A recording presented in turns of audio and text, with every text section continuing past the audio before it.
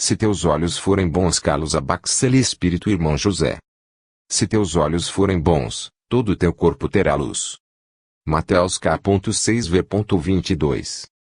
Se tiveres bondade em teu entendimento, esteja ela revestida das palavras mais complexas, a verdade se te revelará, sem que, para tanto, necessites de maior erudição. Se tudo observares pela óptica sublime do amor, conforme o próprio Cristo nos observa em nossas imperfeições e mazelas, lograrás profunda compreensão de todas as coisas, não permanecendo na superficialidade das interpretações equivocadas. Se os teus olhos se comprazem na contemplação do mal, é óbvio que tão somente divisarás trevas que se adensam à tua volta, mas se procuras sintonia real com o bem, te depararás com a face luminosa da vida sobre a aparente penumbra com que a vida se te apresenta à visão. Bondade é sinônimo de luz em teus olhos, em teu corpo, em todo o teu ser. Ninguém alcança os pórticos do conhecimento do superior, manejando apenas os recursos da inteligência comum. A sabedoria pressupõe muito mais. Se pretendes transcender o habitual e penetrar o espírito da letra, encerrando contigo mais de meras informações que qualquer biblioteca te pode fornecer, além de refletires sobre os auspícios da fé raciocinada, aprende a intuir com o coração. A bondade em teus olhos e em tuas mãos se constituiu em tudo que sabes traduzido na prática, dimensionando as lições que, até o teu presente momento evolutivo, foste capaz de assimilar. Neste sentido, não ouvidamos a advertência do mestre, referindo-se incisivo, ao modo como utilizamos a faculdade da visão, em suas expressões físicas e espirituais, com que fomos aquinhoados. Se o teu olho direito te faz tropeçar, arranca-o e lança-o de ti. Mateus 5:30. Irmão José, Uberaba, Minas Gerais, 14 de agosto de 2005. 1. Impossível negar que é Deus. Deus é a inteligência suprema, causa primária de todas as coisas. O Livro dos Espíritos, questão número 1. Impossível negar a existência do Criador, causa do universo e da vida, a sua exceção, nada existe que se fez por si mesmo. Na inteligência suprema, tudo se origina, para ela tudo converge, após cumprir a trajetória evolutiva que está reservada no cosmos. Em Deus, tudo preexiste e sobrevive, porquanto o Criador desconhece tempo e espaço. A vida na matéria densa é uma aventura exterior do espírito imortal, numa incansável busca de si mesmo, até que se reintegre de forma consciente em Deus.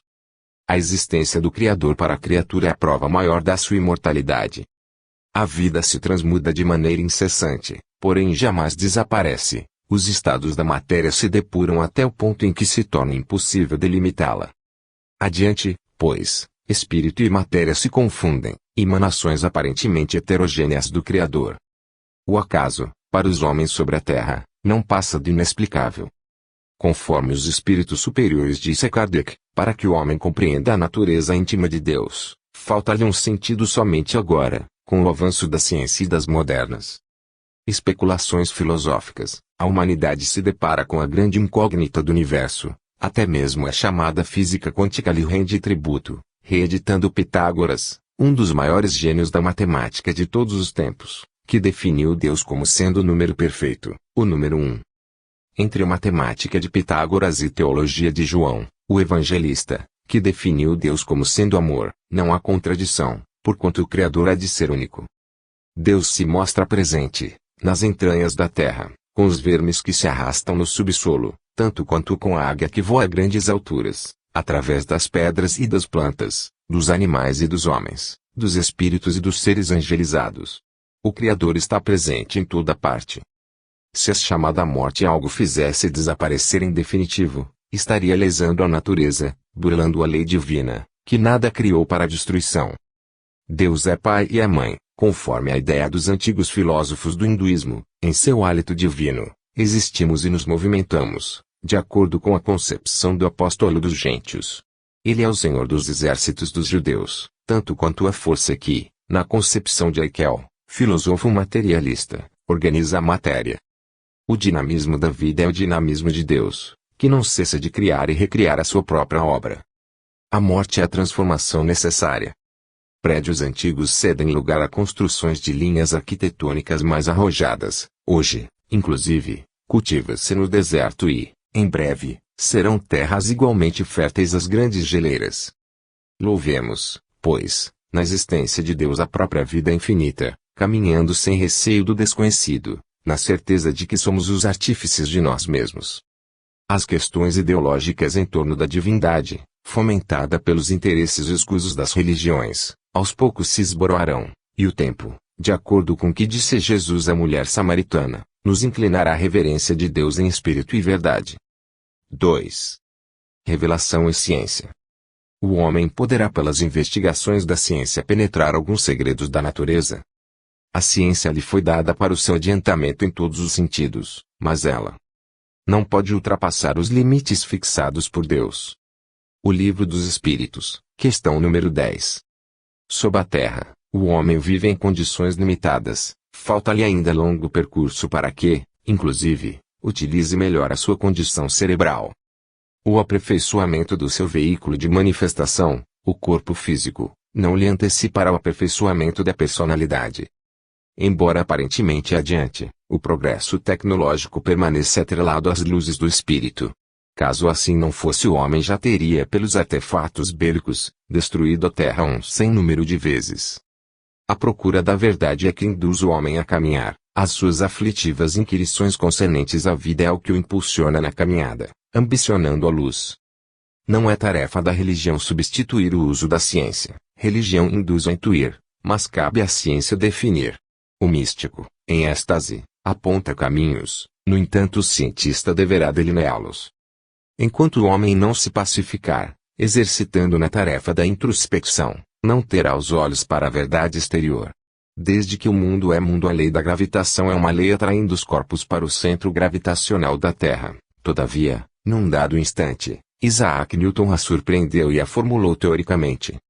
Nada está oculto, tudo salta aos olhos, e a percepção de quem se predispõe a sair do lugar comum e rastrear, propriamente a verdade, a qual se espalha, homogênea, por todo o universo, como se espalha as águas dos oceanos.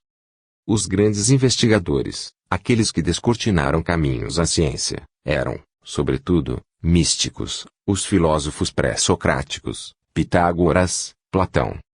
Infelizmente, na atualidade, a vida imediatista do homem não lhe permite desviar os olhos das lentes de um microscópio para dentro de si, onde a luz da sabedoria divina se reflete. Recomendou Cristo que, em primeiro lugar, procurássemos o reino de Deus e sua justiça, que as demais coisas nos seriam dadas por acréscimo. Entendamos acréscimo por consequência natural. A evolução obedeça a um encadeamento, escala em espiral que nos compete escalar em todos os estágios. Cogitemos da nossa própria verdade interior, conhecendo-nos com maior segurança, e, com certeza, a verdade última sobre todas as coisas não nos parecerá assim tão distante. Sobretudo, para as revelações de caráter mais transcendente, saibamos que o vocabulário humano ainda é demasiadamente pobre. Não existirão, por longo tempo, em todos os idiomas, termos que exprimem com clareza o que se passa nos domínios da intuição e do sentimento. Se sequer possuímos palavras suficientes para com as quais possamos nos entender acerca da verdade, como, por agora, cogitarmos de unidade de pensamento. 3. Lei inexorável. Um mundo completamente formado pode desaparecer, e a matéria que o compõe espalhar-se de novo pelo espaço? Sim, Deus renova mundos, como renova os seres vivos. O Livro dos Espíritos, questão número 41. Todos os seres e todas as coisas se submetem à inexorável lei do progresso. Nada existe em estado definitivo, a não ser Deus.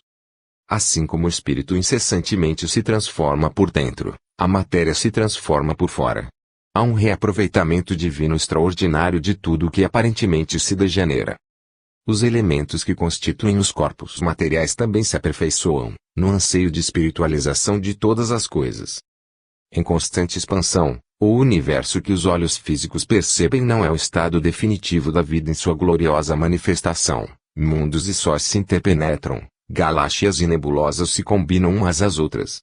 As próprias dimensões espirituais que nós, os desencarnados, povoamos, ascendem vertiginosamente, atraídos pelo fulcro eterno da criação. Deus, em tudo se sintetiza e se consubstancia.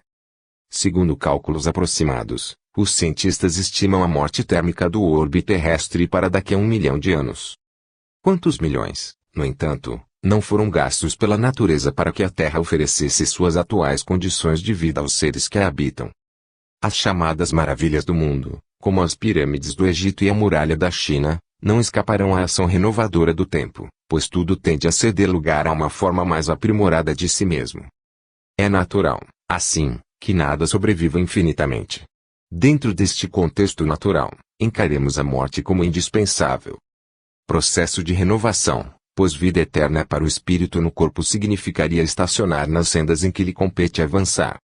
A cada existir, em determinado momento histórico de sua marcha evolutiva, através da abençoada fieira das vidas sucessivas, o espírito se depure de suas excrescências, assim como a criança recém-nascida antes de se aconchegar no seio da mãe, é higienizada dos resíduos placentários.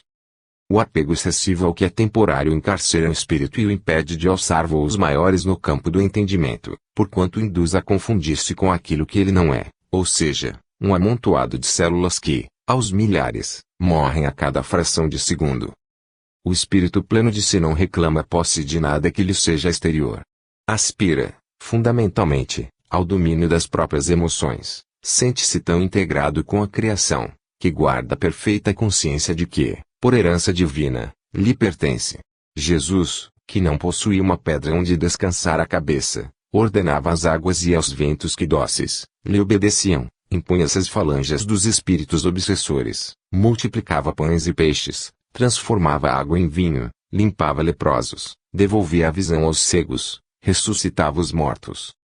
O grande segredo de possuir é justamente o de não ter. A forma material da vida, em suas mais sublimadas manifestações, deixa de existir no exato instante em que alcança o seu apogeu, aliás após ter conquistado o ápice. O declínio é inevitável no campo dos interesses movediços. Apenas a consciência é a cidadela inexpugnável do espírito, o seu domicílio eterno, inacessível a mudanças. 4. Causa da morte. Qual a causa da morte nos seres orgânicos? A exaustão dos órgãos. O Livro dos Espíritos, questão número 68.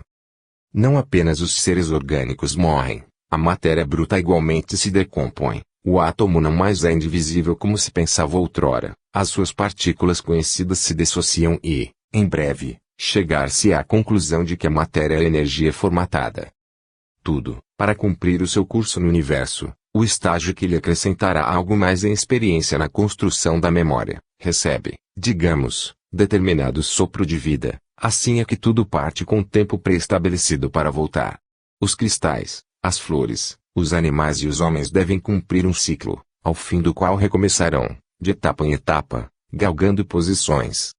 O princípio vital que anima a matéria, ao fim de certo período mais ou menos longo, consoante o karma de cada um, extingue-se assim como se extingue a chama de uma vela. E verdade que em certas circunstâncias, suprimentos de força poderão se acrescentar, possibilitando o fenômeno da sobrevida, ou da moratória, aqueles que já não mais se submetem aleatoriamente às leis da matéria, sim, porquanto, à medida em que o espírito progride, logra a condição de interferir nos mecanismos sutis da vida. O espiritual, sempre, prevalecerá sobre o material. Sendo a Terra um mundo de provas e expiações, é natural que a matéria, em que se lhe estruturam as condições existenciais, esteja, mais do que nos mundos superiores, sujeitos a bruscos fenômenos de transição. Espíritos sem méritos e sem conquistas estarão, pois, no palco da vida humana, sempre submetidos aos caprichos que nos escapam à percepção. Referimos-nos às forças que se conjugam naturalmente, submetendo a matéria a inevitáveis e por vezes antecipados resgates. À medida em que o espírito ascende na escala evolutiva, a sua mente se transforma num dínamo gerador de energias, diminuto sol vitalizando células do seu mundo orgânico, imunizando-se naturalmente contra a agressão dos micro-organismos patológicos que, não raro, interrompem a trajetória do espírito na reencarnação. Diríamos, pois, que, em essência, o espírito superior não adoece dos achaques materiais de que possa ser acometido. São fenômenos de periferia, sacrifícios que lhe são impostos naturalmente por viver num planeta em que somente agora começa a emergir das sombras. Com o progresso ético das criaturas, a longevidade estará cada vez mais próxima do homem, porquanto a ciência, em lhe refletindo a grandeza divina, caminhará com segurança no campo das prevenções, saneando, inclusive, a atmosfera psíquica do planeta que dá aso à proliferação dos agentes nocivos à saúde humana.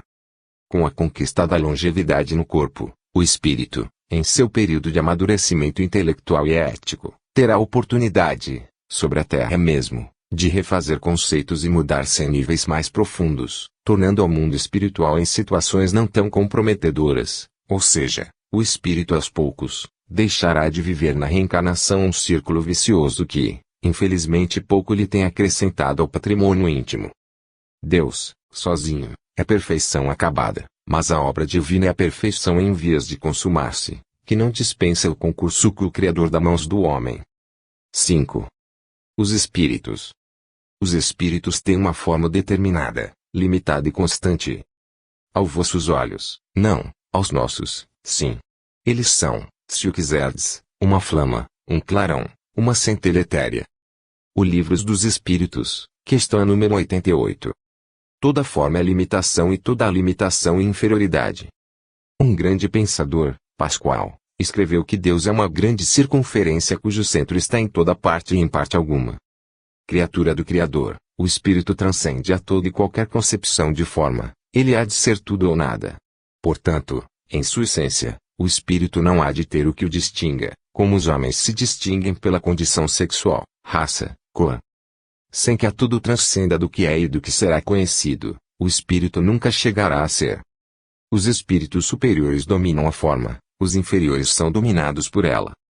Por assim dizer, o espírito superior é uma luz pulsante irradiando como o sol se irradia, sem que ninguém possa lhe contemplar a forma. A condição humana era uma das manifestações mais imperfeitas do espírito no universo. O vocabulário dos homens é destituído de palavras, para que, num esforço de definição, pudéssemos nos referir à condição de vida dos espíritos nas dimensões extrafísicas. Por vezes, onde presentemente nos situamos nas regiões pós-morte, nos os sentimos, sem que as nossas próprias percepções espirituais os localizem no espaço e no tempo. À medida em que desce, o espírito se humaniza, à medida em que sobe, o espírito diviniza. As concepções humanas do belo e do feio são relativas e atreladas ao convencionalismo. A verdadeira beleza transcende a combinação de cores, notas musicais, traços físicos. O que se aprecia com os olhos se submete aos olhos de quem vê. Os sentidos físicos do homem não estão aparelhados para a apreciação espiritual da vida. Disse um dos iniciados da verdade que o essencial é invisível para os olhos. Tudo é inteligência e sentimento. Condicionamento físico no corpo material, ou fora dele, é desafio que o espírito carece de superar, com o propósito de identificar-se plenamente com Deus, aquele que não tem forma, mas que no entanto, se formata em tudo o que existe, imprimindo-lhe as suas características. Deus não é pássaro, mas está no pássaro, não é carvalho, mas está em sua seiva, não é a fonte que se arroja do penhasco, mas está em suas origens. É uma pena que a maioria se veja na forma que há de desaparecer. É lamentável que, para o homem, o espelho ainda seja, talvez, o maior referencial de sua própria individualidade. Quando o espírito alcançar maior independência das injunções materiais, que o escravizam, voltar-se-á para o cultivo dos valores internos, desapegando-se dos desejos de cobiça, o móvel de todo o sofrimento humano. E, mais, as suas concepções de profano e de sagrado sofrerão alteração de vulto, consoante as inolvidáveis colocações de Agostinho, o célebre bispo de Hipona, que afirmava, aquele que ama, tudo é permitido. 6. Luta e evolução. Mas então de que servem aos espíritos seguirem o caminho do bem, se isso não os isenta dos caminhos das penas da vida corporal? Chegam mais depressa ao alvo. Além disso, as penas da vida são frequentemente a consequência da imperfeição do espírito. Aquele que não for invejoso, ciumento, nem avarento, ou ambicioso não passará pelos tormentos que se originam desses defeitos. O Livro dos Espíritos, questão número 133-A. Fomos criados simples e ignorantes. Herdeiros de Deus, dormitam em nós, em estado latente, todas as faculdades que, um dia despertas, nos conduzirão ao estado de espíritos puros, isentando de nossas lutas reencarnatórias. O aproveitamento da lição depende do esforço e do empenho de cada um.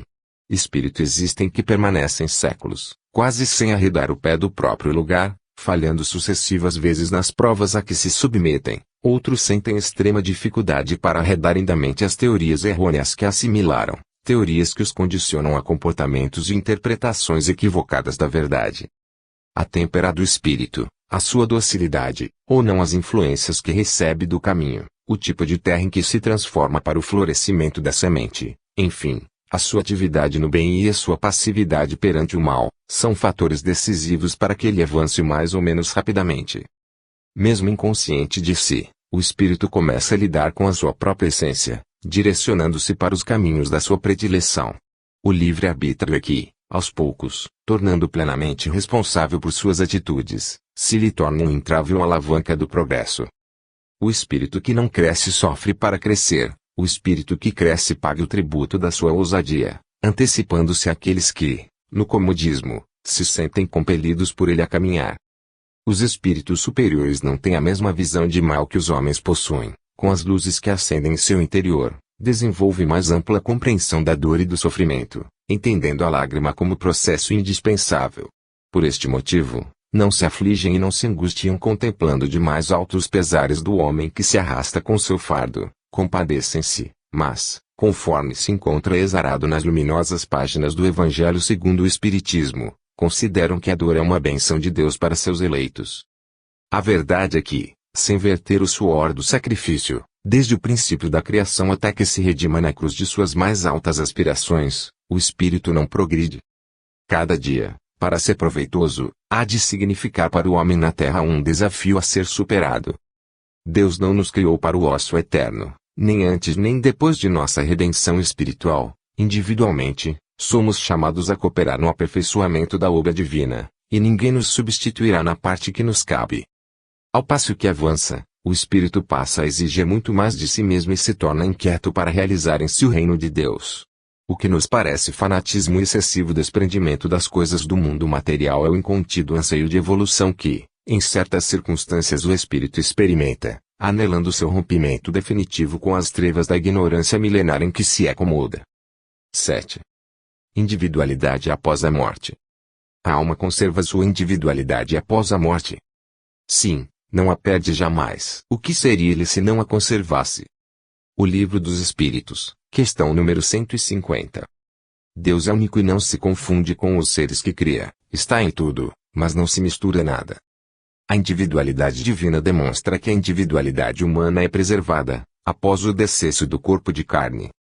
Neste sentido, a concepção espírita diverge do budismo com sua teoria de absorção da individualidade pelo todo universal. O nirvana espírita, se assim podemos nos expressar, não anula a consciência individual do espírito que transcendeu a si mesmo.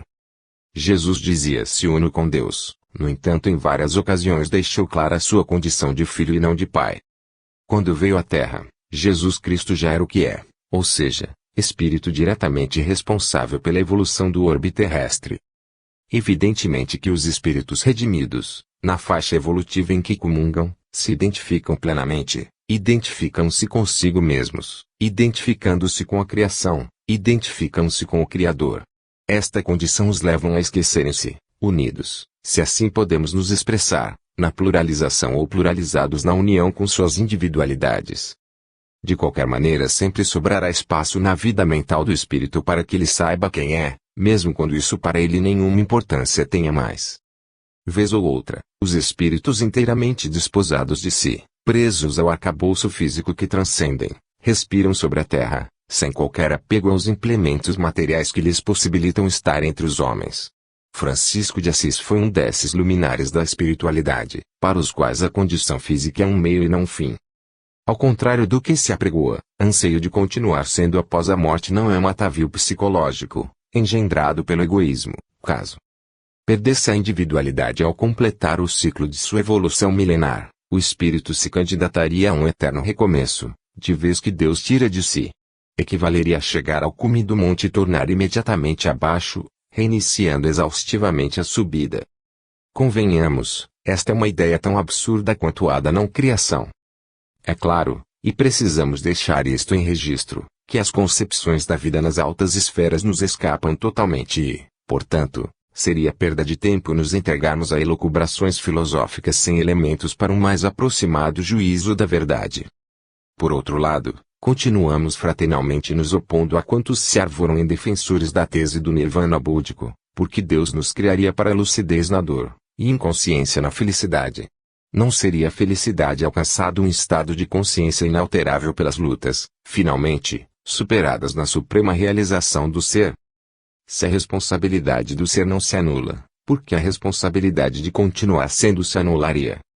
A individualidade crística, a nosso ver, nos aponta Jesus como o ponto máximo da evolução, em que a criatura esquece-se apenas para ser ela mesma em sua identificação com o Criador. 8. No meio que convém. Isso não pode também acontecer como expiação, e Deus não pode enviar os espíritos rebeldes a mundos inferiores. Os espíritos podem permanecer estacionários, mas nunca retrogradam. Sua punição, pois, e a de não avançar e de ter que recomeçar as existências mal empregadas, no meio que convém à sua natureza. O Livro dos Espíritos, questão número 178-A. O espírito sempre gravita na órbita de suas necessidades kármicas mais imediatas, entre aquilo que ele quer e o que ele aspira, está aquilo que lhe convém. É neste sentido que, na maioria das vezes os espíritos são constrangidos a renunciar a certos anseios do sentimento para atender os alvitres da razão, distanciando-se dos que mais ama para se aproximar dos que lhe aspiram indiferença. Toda conquista de ordem moral e intelectual é patrimônio inalienável. Os espíritos, conforme a própria resposta ao codificador, nunca retrogradam. Do ponto de vista social incursiona nos mais diversos caminhos, amealhando conhecimentos os mais diversificados. Todavia jamais abdica da condição moral que realmente tem alcançado, inclusive, as suas faculdades intelectuais, de uma existência para outra, podem se apresentar eclipsadas, mas suas conquistas no campo do conhecimento permanecem íntegras, assim como a semente que por vezes, aguarda um instante para germinar com proveito. O karma é o que nos atrai para as experiências reencarnatórias prioritárias. Entre o sonho e a realidade, vagueiam na Terra e nas dimensões espirituais que lhe cultivem a psicosfera. Quando compreendemos, renunciamos ao sonho pela realidade, para que o nosso pesadelo não se faça maior.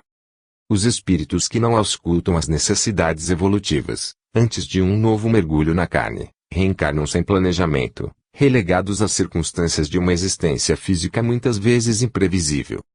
O homem desencarnará como se encontra no mundo e reencarnará na condição em que esteja na vida espiritual. Não há quebra de sequência, não há milagres de transformação, não há privilégios. Infelizmente, milhares de espíritos voltam à convivência dos homens no mundo, sem sequer terem alcançado maior lucidez quanto ao fenômeno da desencarnação que já protagonizaram um sem número de vezes, entram e saem do corpo como alguém que esteja atravessando uma passagem subterrânea, sem a noção exata de que estejam indo e vindo. Quem aspira a melhor vida futura trate de merecê-la desde já, diminuindo seus óbices kármicos. Sobretudo, aprenda a extrair a alegria da prova, porquanto a divina lei localizará junto de si os espíritos recalcitrantes que possam aprender com seus exemplos. Os espíritos não se iluminam para afastar-se de vez dos que vivem na terra. Habilitemo-nos para nós mesmos, mas também para os outros. Em termos espíritas, ninguém serve hoje para deixar de servir amanhã, mas para servir mais, hoje, ainda e sempre. Convença-se, pois, a criatura encarnada de que, por mais diversa que lhe pareça a existência, esta é a melhor oportunidade de ascensão espiritual dentre as muitas que a sabedoria divina já lhe concedeu. 9. Metempsicose e reencarnação. Ponto A. Entre a metempsicose dos antigos e a moderna doutrina espírita da reencarnação, a grande diferença de que os espíritos rejeitam, de maneira mais absoluta, a transmigração do homem nos animais e vice-versa. O Livro dos Espíritos, questão número 222. A crença na reencarnação é, sem dúvida, uma das mais antigas e unânimes entre as filosofias religiosas tradicionais da humanidade. Com a nomenclatura de metempsicose, palingenesia, ressurreição ou outras que lhe equivalem em significado, a reencarnação traduz a ideia da trajetória evolutiva do espírito em suas múltiplas romagens sobre a Terra. Pitágoras, um de seus maiores defensores, por sua vez auriu em seus contatos com os iniciados egípcios, que em seus ofícios religiosos celebrados nas pirâmides, mumificavam os corpos dos mortos que acreditavam pudessem reviver. Até o ano de 553 de nossa era, a Igreja Católica admitia a verdade reencarnacionista, quando da realização do Segundo Concílio de Constantinopla, por manobra do imperador Justiniano, proclamou-se: todo aquele que defender a doutrina mística da preexistência da alma e a consequente assombrosa opinião de lhe retorna seja anátema. No Antigo Testamento, os estudiosos poderão se deparar com a filosofia da também chamada transmigração das almas. Em Jeremias 1:5, antes mesmo de se formar no ventre da sua mãe, eu te conheci, antes que saísse do seio eu te consagrei, eu te constituí profeta para as nações. Ora, evidentemente que pelas palavras que foram ditas depreendemos que Jeremias preexistia antes que viesse ao mundo dar cumprimento à missão para a qual fora referendado. Todavia não é nosso intuito, nestes breves apontamentos, nos atermos às citações históricas em torno da pluralidade das existências. O nosso propósito é o de nos referirmos ao equívoco de interpretação entre metempsicose e reencarnação. A metempsicose significaria a transmigração do homem nos animais e vice-versa. É um contrassenso, porquanto contradiz a lei do progresso, que não tira que quem tem e dá àquele que não possui. Não existe retrocesso na trajetória evolutiva do espírito. Após ter alcançado a luz da razão, em seus infindáveis milênios de luta, o que era a princípio inteligente não retrograda, caminhando a passos firmes na direção da angelitude. A natureza não dá saltos, nem para frente nem para trás. A doutrina da metempsicose, que interpreta imperfeitamente a reencarnação, espelha a filosofia aos anjos decaídos, ou seja, dos espíritos supostamente redimidos que foram exilados na Terra, deixando orbes de melhor condição de vida, inclusive corpos mais aperfeiçoados em contato com os primeiros corpos humanos que vieram habitar. O importante, no entanto, é que a ideia da reencarnação, em consonância com a lei de causa e efeito, exalta a imortalidade, conscientizando o homem de que ele é o artífice do seu próprio destino.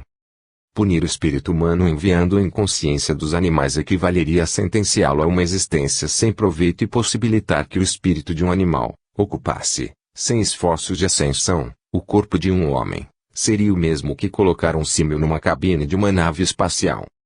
10. Erraticidade. Que se torna a alma nos intervalos das encarnações. Espírito errante que expira um novo destino e espera. O Livro dos Espíritos, questão número 224.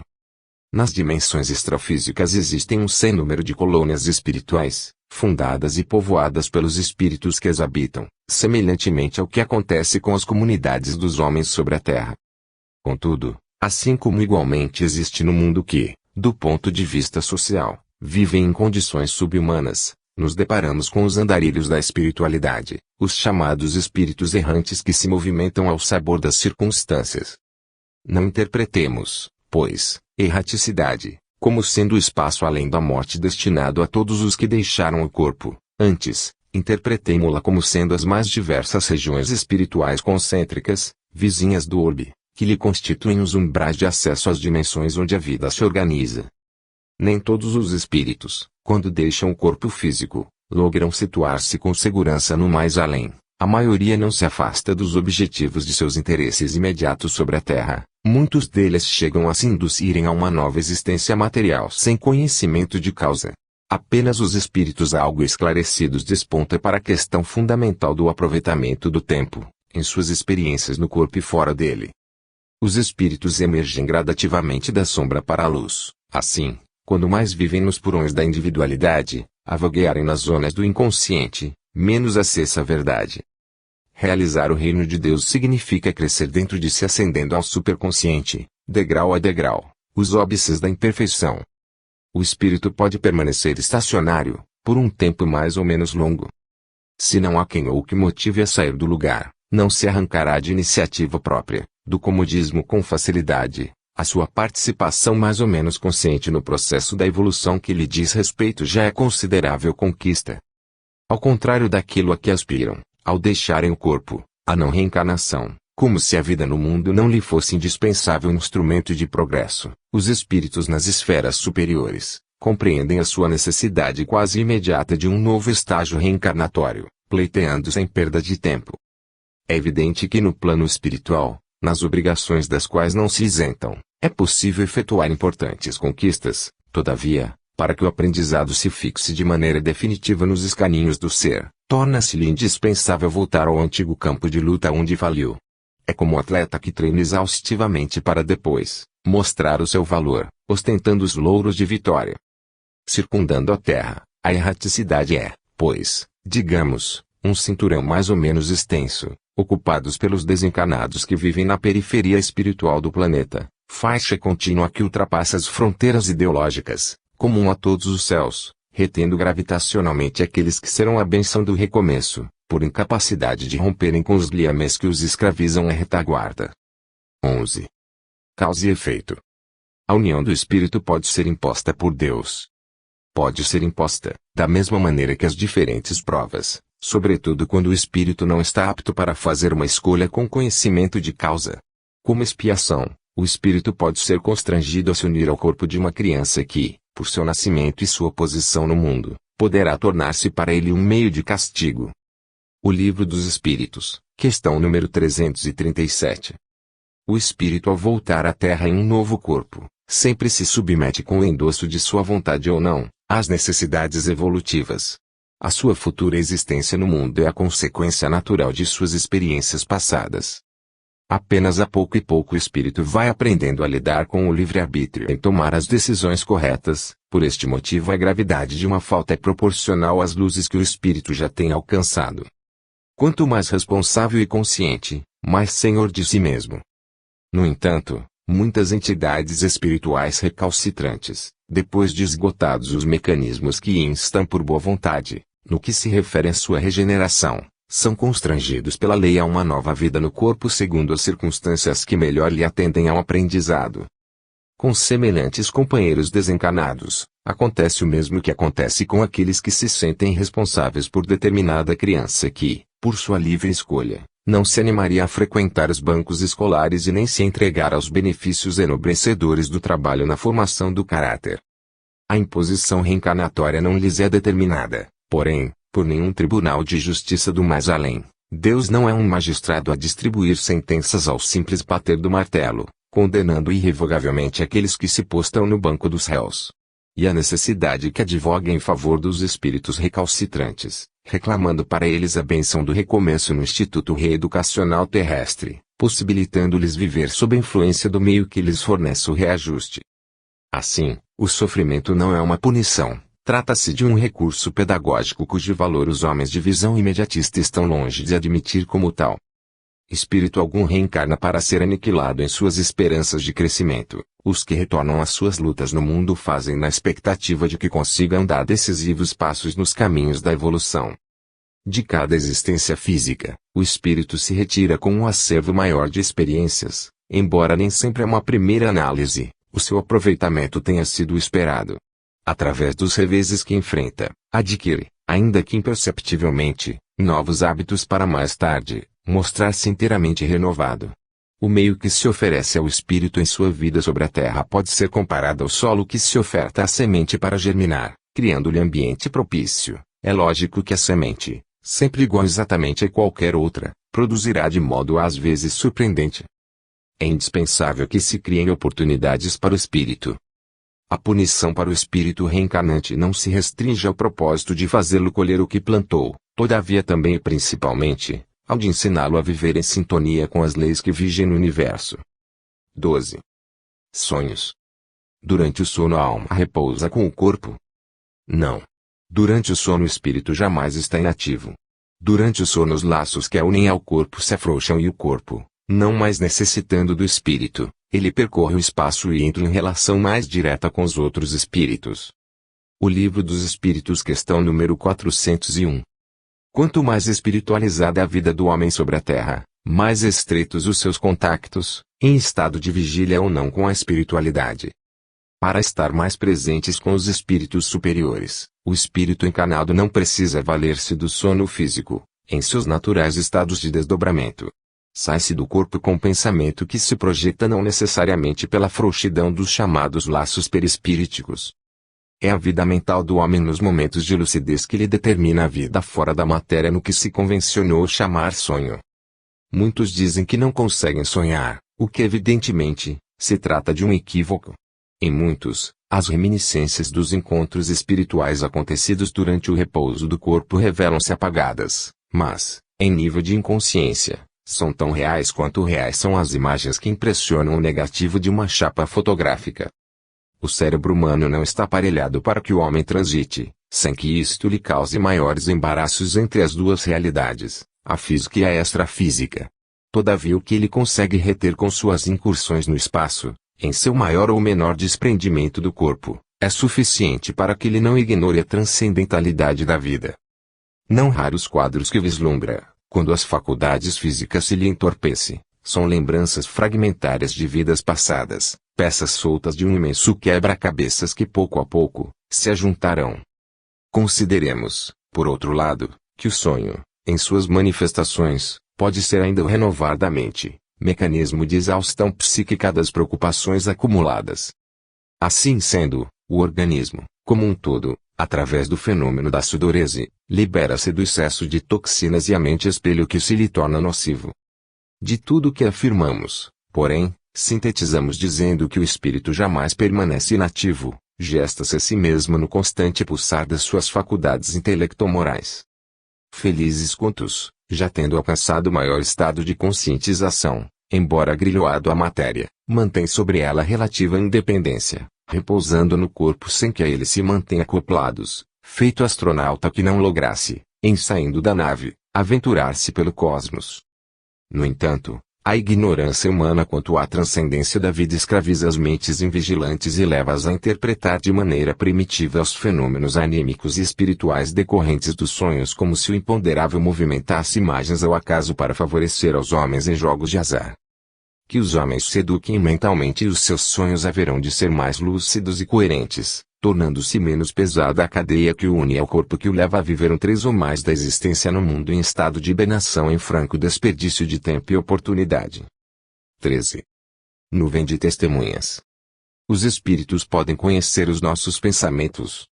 Conhecem, muitas vezes, aquilo que desejáveis ocultar a vós mesmos, nem atos nem pensamentos podem ser dissimulados para eles. O Livro dos Espíritos, questão número 457. Evidentemente que a resposta acima, quanto ao conhecimento que os espíritos possam ter do pensamento dos homens, refere-se àqueles cuja condição evolutiva lhes permite sondar o íntimo das criaturas, de vez que de maneira geral, os desencarnados não percebem dos homens mais do que os próprios homens conseguem fazê-lo. Espíritos existem que sequer lograram a ausculta de si mesmo na vida além da morte.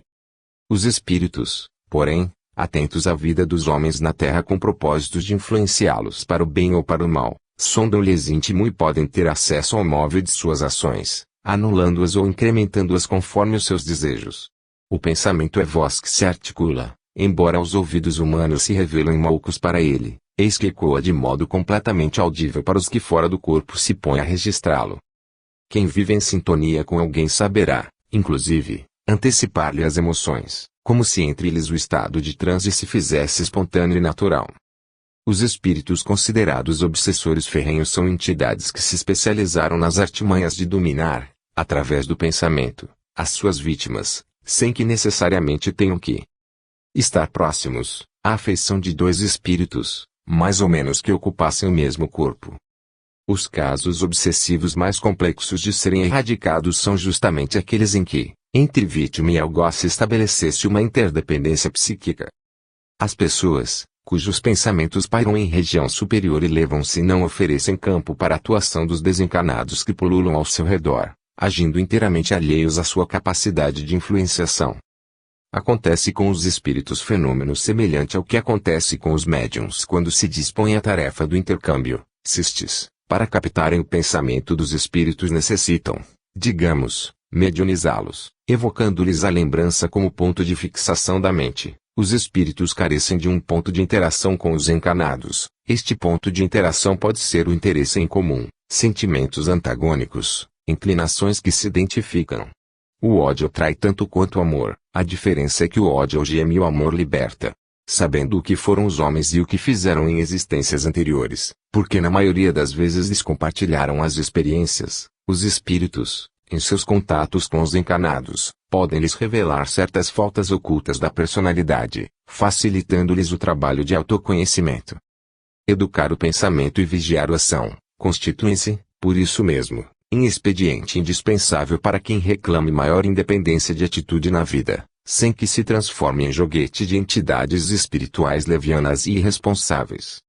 Cercados de uma nuvem de testemunhas conforme a sábia advertência do apóstolo, que os homens não se esqueçam de que nada do que pensem, falem ou façam passará despercebidos aos olhos da lei. 14. Missão dos Espíritos. Os Espíritos têm outra coisa a fazer, além do seu melhoramento pessoal. Concorrem para a harmonia do universo, executando as vontades de Deus, do qual são ministros. A vida espírita é uma ocupação contínua, mas que nada tem de penosa como a da terra, pois não existe a fadiga corpórea, com as angústias da necessidade. O Livro dos Espíritos, questão número 558. Todos encarnados e desencarnados, são chamados, a acrescentar algo disso à magnífica obra da criação divina. Os espíritos consciente ou inconscientemente, não cessam de trabalhar, aperfeiçoando-se e colaborando com Deus na condição de co-criadores. Alguns agem como instrumentos cegos, outros participam como intermediários lúcidos, concorrendo para o progresso individual e coletivo da humanidade. Quanto mais se eleva o espírito, menos material é a tarefa que lhe cabe cumprir, todavia maior é a responsabilidade a que se sente chamado na condução dos que se movimentam na retaguarda. Espíritos existem que se dedicam aos fenômenos da natureza, cuidam da reprodução das espécies, das variações do clima, temperatura, da polinização das flores, preparando-se para que mais tarde, se habilitem aos fenômenos de ordem psicológica. Há entre eles uma infinidade de graus entre os que comandam e os que obedecem. Com esses últimos encontraremos os seres chamados elementais, ou seja, espíritos que ainda não incursionaram o suficiente na carne para se humanizarem, apresentando-se em formas intermediárias. Nem todos os desencarnados, porém, se preocupam com as questões que interessam aos homens de maneira mais direta, muitos em se desvinculando da Terra pelos processos da desencarnação, ascendem às regiões superiores da vida além da morte, cogitando do seu próprio caminho. Apenas os espíritos mais abnegados, perfeitamente integrados nos ideais do Senhor, renunciam a grande altura, trabalhando nas circunvizinhanças da terra e sujeitando-se não raro, a tarefas sacrificiais, ao assumirem nova vestimenta física. Enganam-se quantos imaginam que morte seja sinônimo de ociosidade. A vida no mundo espiritual é muito mais intensa e os que se recusam a acompanhar o ritmo ficam para trás. Uma vez desposados do corpo, os espíritos costumam inventariar suas ações e traçar planos para o futuro, mobilizando os dispositivos da lei, para um melhor aproveitamento das suas novas experiências. Infelizmente, no entanto, contam-se aos milhares os que fora do corpo, vagueiam na inconsciência, ao sabor das circunstâncias. Como não se preocuparam com uma vida mental digna, revelam-se em eclipse da razão, tendo, na maioria dos casos, de ser guiados por aqueles que se mostram mais senhores de si. Na vida maior, o trabalho que confere mérito ao trabalhador é o que verdadeiramente o habilita a toda e qualquer reivindicação, pois o devotamento é moeda de valor incorruptível e inalterável. Aquele que se empenha no bem dos semelhantes, tornando-se mecanismo ativo da evolução, sempre interessado em crescer e fazer crescer, adquire o respeito dos espíritos superiores e, de acordo com as suas possibilidades espirituais, transita com liberdade de ação pelo mais diversos caminhos da vida sem fim. 15. A evolução dos animais. Os animais têm livre-arbítrio. Não são simples máquinas como supondes, mas sua liberdade de ação é limitada pelas suas necessidades e não pode ser comparada à do homem. Sendo muito inferiores a este, não têm os mesmos deveres. Sua liberdade é restrita aos atos da vida material. O Livro dos Espíritos, questão número 595.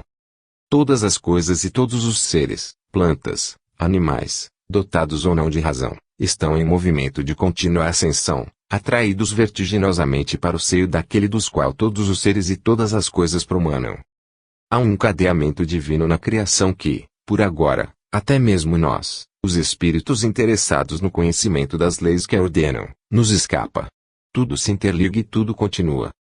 A doutrina espírita evolucionista, ou seja, admite a transição natural de uma espécie para outra e, ainda, de um reino para o outro. Se semelhante transição não fosse possível entre os inferiores, certamente não seria entre os superiores.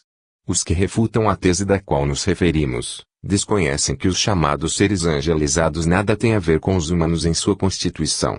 Formam, se assim podemos nos expressar, um reino que transcende qualquer classificação ou nomenclatura.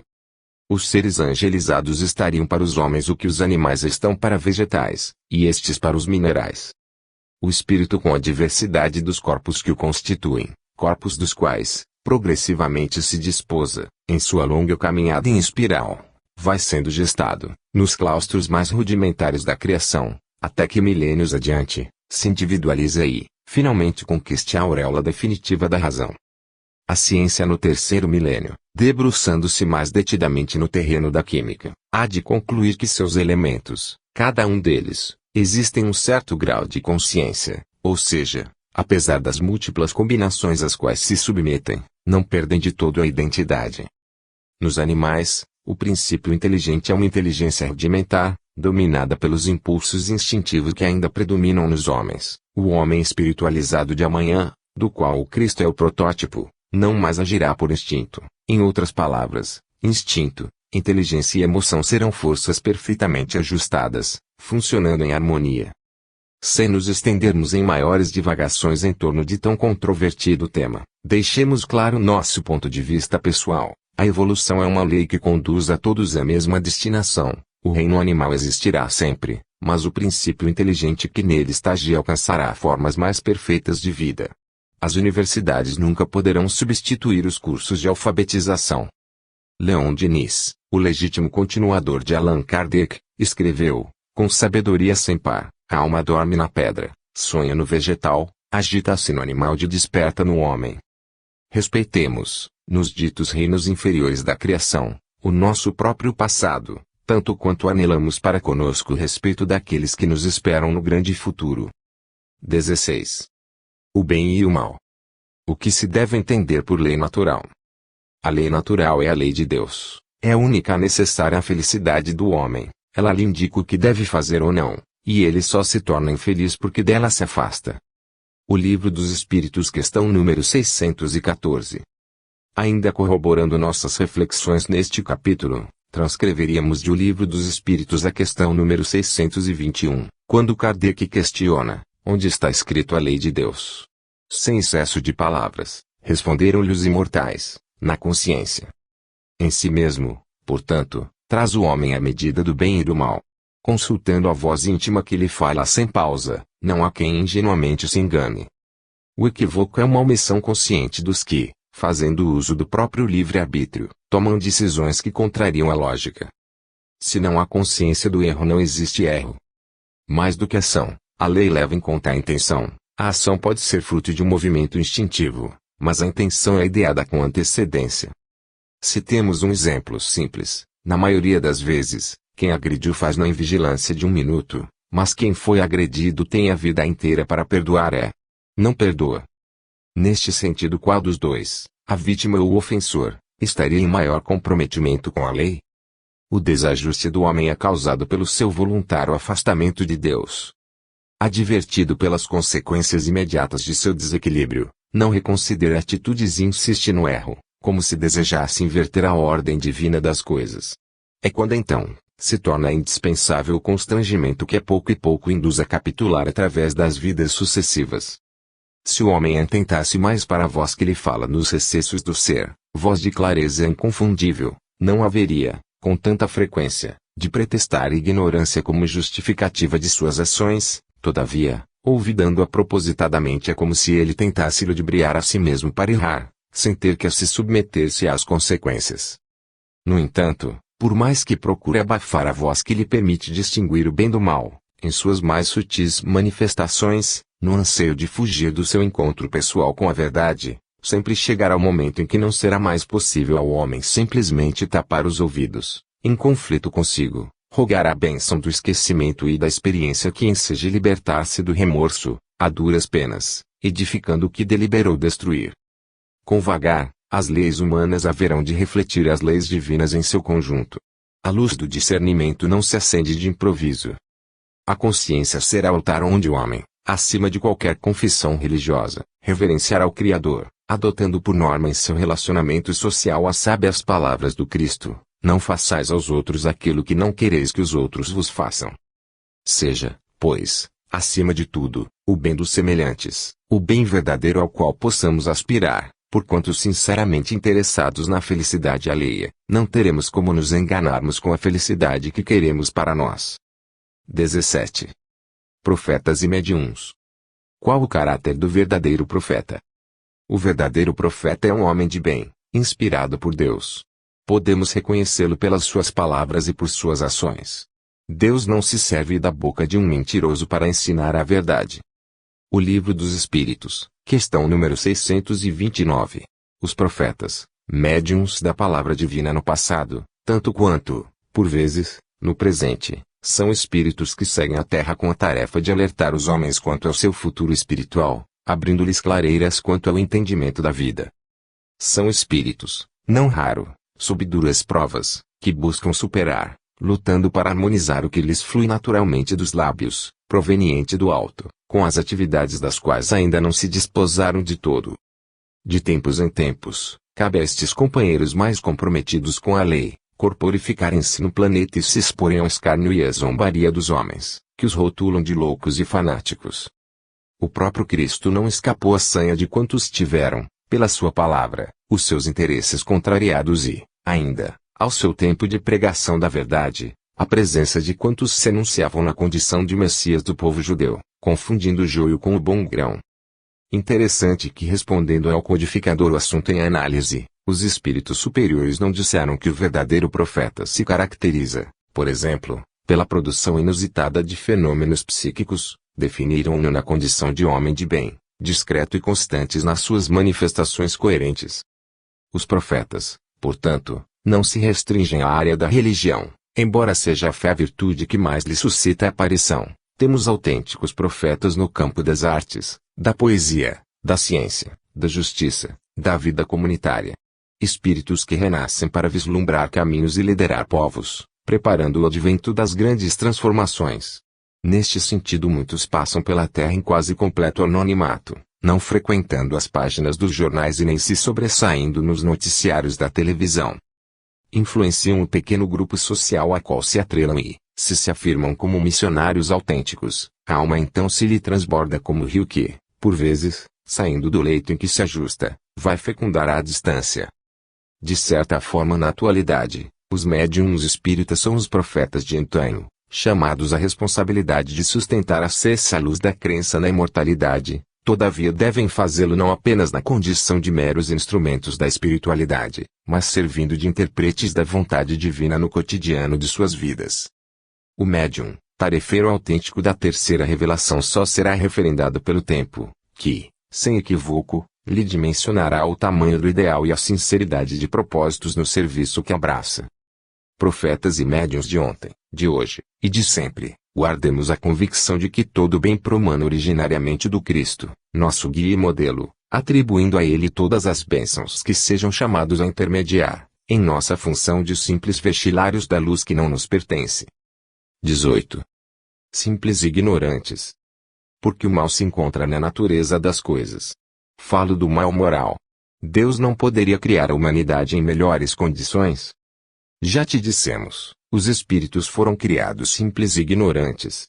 Deus deixa aos homens a escolha do caminho, tanto pior para ele. Se seguir o mal, sua peregrinação será mais longa. Se não existissem montanhas, não poderia o homem compreender que se pode subir e descer, e, se não existissem rochas, não compreenderia que há corpos duros. É necessário que o espírito adquira a experiência, e para isso é necessário que ele conheça o bem e o mal. Eis porque existe a união do espírito com o corpo. O Livro dos Espíritos, questão número 634. Criar perfeitamente equivaleria a não ter criado, eis a questão em que se concentra a evolução humana. O Criador tem para a criatura o mesmo afã que o Pai tem para o Filho. A criação divina não é uma obra realizada, mas em via de realizar-se. Simples e ignorantes, em condições de igualdade, damos início à trajetória. Toda a diferença se faz durante a transcendente peregrinação. Não é o mal, portanto, que se encontra na natureza das coisas, e sim a indefinição do bem. Até que a criança automatize certas noções de equilíbrio, é natural que tropece e caia repetidas vezes. Todavia, a rigor, Ninguém se compraz com a queda, cai-se para deixar de cair e não o contrário. Portanto, conforme os espíritos superiores têm dito à saciedade, o mal está a serviço do bem, tanto quanto é função das trevas dar destaque à luz. O homem, orientados pelas leis divinas, atingirá a perfeição pelo seu próprio esforço, de livre e espontânea vontade, sem que nada o coaja ao contrário, para que fique devendo exclusivamente a si os resultados do seu vir a ser em sua definitiva integração.